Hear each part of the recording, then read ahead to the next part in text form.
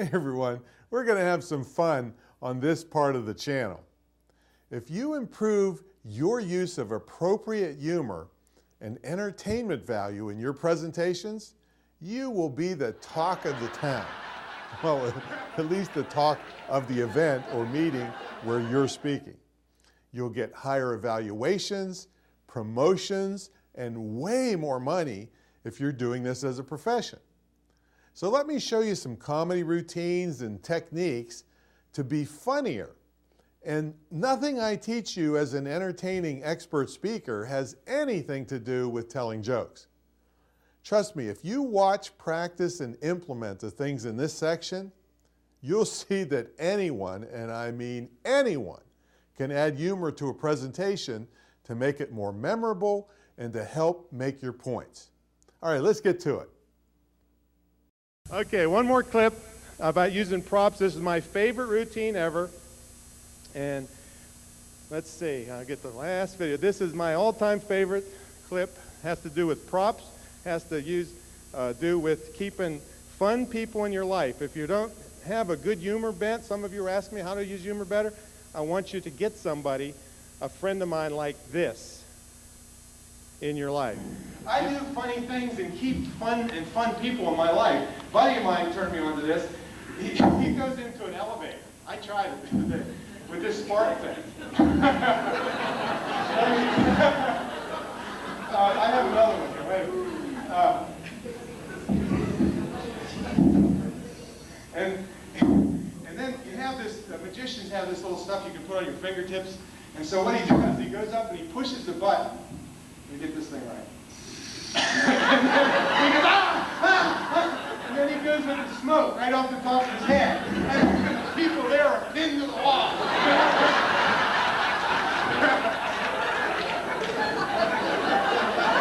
guy is great.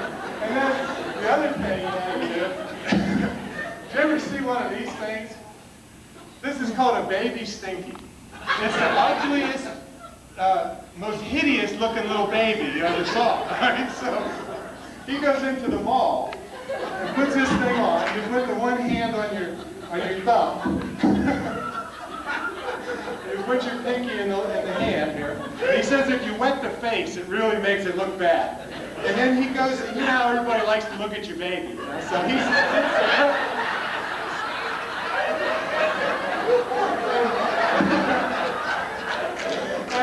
he lets them get real close, and he keeps it hidden until their face comes, and then he lets them see it, actually. It gives them about a second to think about it. And then he goes like this.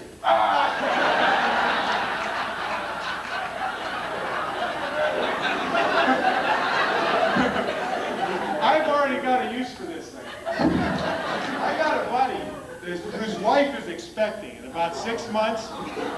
Maybe you have some. Well, I don't know if you're in this hospital or not, where they'll probably go. I'm going to bribe anybody I can to go in there with scrubs and a mask on. And when he comes up to the window,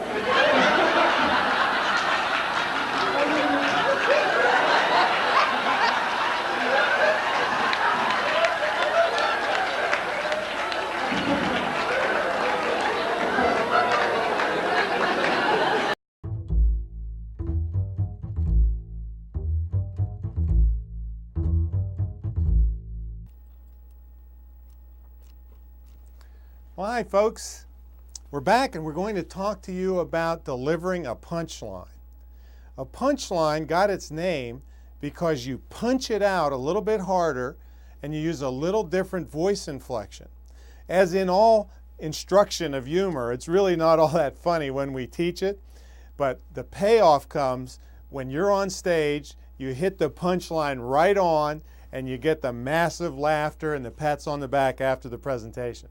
So I'm going to read a short segment out of the Wake 'em Up Presentation Skills book and emphasize the punchline. This is just an old short joke. It says, I can't understand why you failed in business. The other guy says, well, too much advertising. You never spent a cent in your life on advertising. That's true, but my competitor did. All right, not a real knee slapper funny, but the punchline was delivered a little bit stronger with a different voice than the rest of the setup lines. That's true, but my competitor did.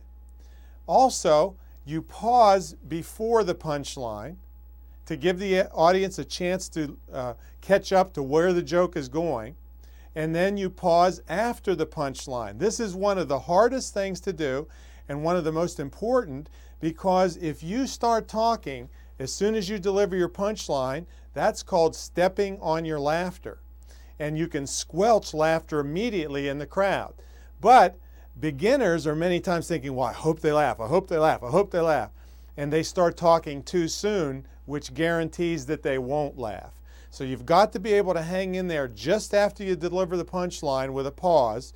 Pause beforehand to set the punchline apart, and then punch it out a little bit stronger. You can even lean forward a little when you're delivering the punchline. Now, to whom do you deliver the punchline? Most people just spray it out over the audience. No, no, no.